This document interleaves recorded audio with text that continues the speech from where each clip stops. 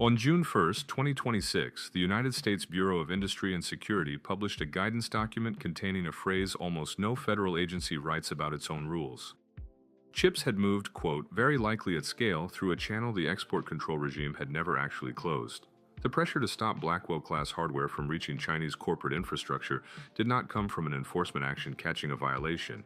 It came from the enforcement system admitting on the record that the violation was not one document, one bureaucratic concession, and the chain that runs from export control policy to silicon supply to strategic position looks nothing like it did the day before. That document is the Bureau of Industry and Security Guidance of June 1st, 2026. It does not read like a corrective notice, it reads like a confession. And to understand what it confesses, you have to follow the chain that produced it, link by link, from the Biden administration's AI diffusion framework, through a quiet legal corridor, into the Blackwell generation of chips, out through Chinese-headquartered companies operating abroad, and back to the agency that wrote the rules. This chain runs from a drafting gap in a Biden-era policy, through a corridor that gap created, to Nvidia hardware that moved through that corridor, to an official document that closes the corridor by confirming it was used. The link the whole chain hangs on is not the loophole.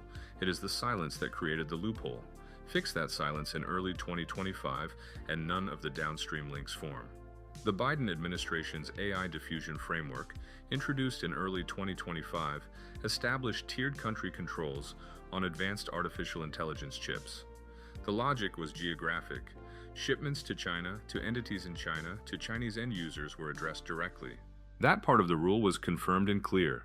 What the framework left structurally ambiguous was a different question entirely. What about Chinese-headquartered companies operating legal entities outside China?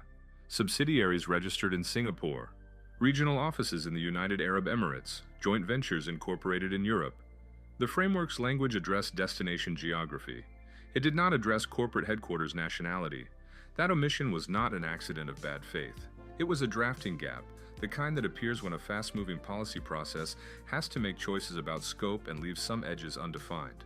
Confirmed by the Bureau of Industry and Security's own June 2026 text, which describes the prior state of the rules in plain language, a corridor opened from that gap, not by design, by drafting. Blackwell-class chips, the current generation of high-end accelerators from Nvidia, could legally move to overseas entities of Chinese-headquartered firms operating in non-restricted jurisdictions because those entities were not captured by the rule's geographic framing. The rule looked at where the chip was going. It did not look at who, at the headquarters level, controlled the company receiving it. That distinction is the corridor. Confirmed in the Bureau of Industry and Security Guidance, which characterizes the corridor's existence as a feature of the prior rules, not a violation of them. Follow one shipment through this. A Blackwell accelerator produced at Taiwan Semiconductor's fabrication facility, allocated to a Chinese-headquartered technology firm's Singapore subsidiary, delivered to a data center outside the restricted geography. Under the Biden AI diffusion framework as written, that transaction did not trigger the control. The destination was not China. The end user was a Singapore-registered entity. The framework's language as constructed did not reach it. The chip moved. That is the confirmed factual state according to the agency that wrote the rules. This corridor was not a theoretical possibility. According to the Bureau of Industry and Security's June 2026 guidance, it was used. The volume description the agency chose is precise in its imprecision, very likely at scale. That qualifier, very likely, is doing significant work in that sentence. The Bureau is characterizing volume based on a review of what the prior rules permitted and what the known procurement patterns of Chinese-headquartered firms look like during the relevant period. It is not a complete transaction-level audit. The actual number of Blackwell units that move through Chinese-headquartered overseas entities before June 1st is not published and may not be fully reconstructable from available records. But the agency's own characterization is that the volume was not trivial. That is a confirmed government statement. The underlying count is not. Here's where the chain does something unexpected. The Biden AI diffusion framework was scrapped when the Trump administration moved to replace it with a different control architecture. During the transition, the Bureau of Industry and Security conducted a review of what the prior rules had actually permitted. The conclusion of that review is the content of the June 1st guidance. Shipments to Chinese-headquartered companies operating outside China had been legal under the Biden framework as written, not tolerated through enforcement discretion, not overlooked in a busy period of agency operations. Affirmatively, structurally legal. The new guidance closes the channel going forward by explicitly covering Chinese-headquartered companies abroad as subject entities under the replacement framework.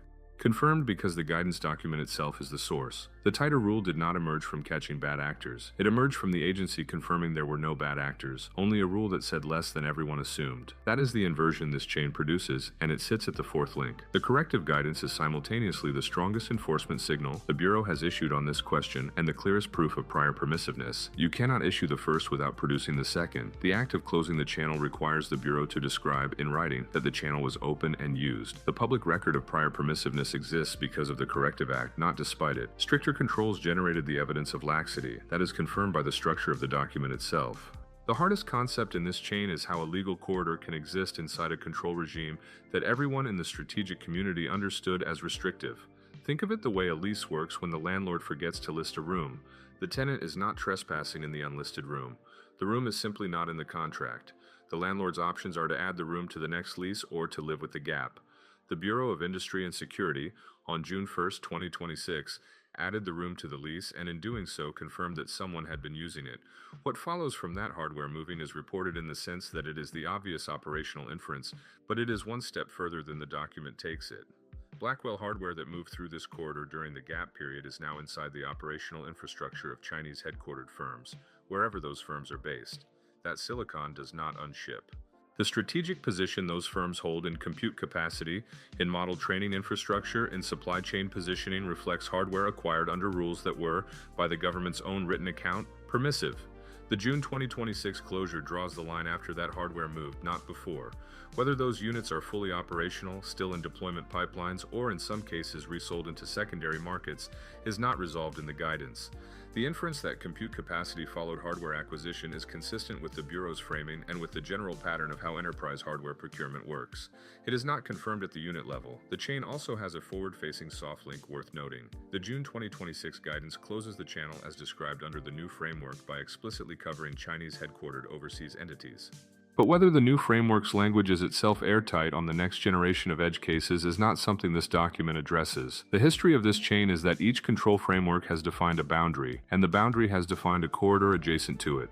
The corridor adjacent to the new framework's language is not yet visible. That is not a flaw in the document.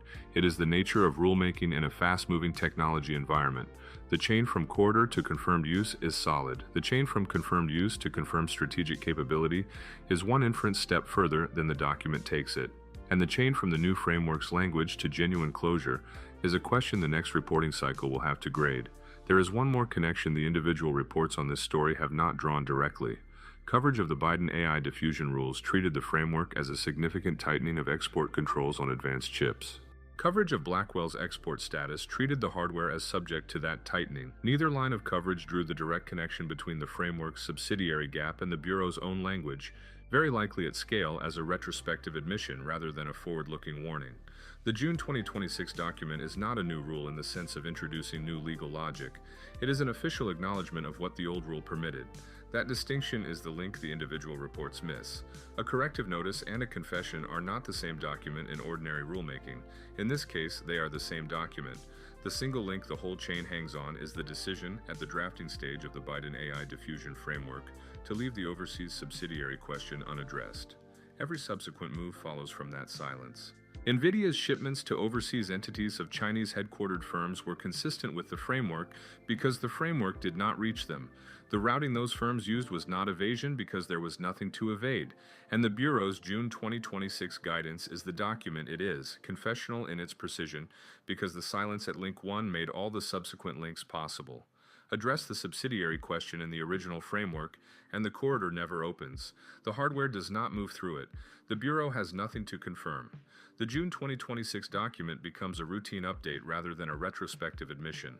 What the Bureau of Industry and Security published on June 1, 2026 is, in the plain reading, a government's written acknowledgement that the export control system it administered did not control what the strategic community assumed it controlled, and that the hardware moved accordingly.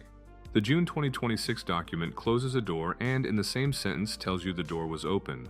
The AI diffusion framework did not hold the line it was understood to hold. It held a different, narrower line, and the gap between the two lines is where Blackwell went. The rule that was supposed to contain the chip defined the exact corridor through which the chip moved, and we know that now because the government said so. The question the next cycle answers: does the new framework's explicit coverage of Chinese-headquartered overseas entities actually close the gap, or does the next Blackwell-class generation find the next unlisted room? If you want to follow that answer as it develops, subscribe and turn on notifications. We track the chain as each link confirms or breaks.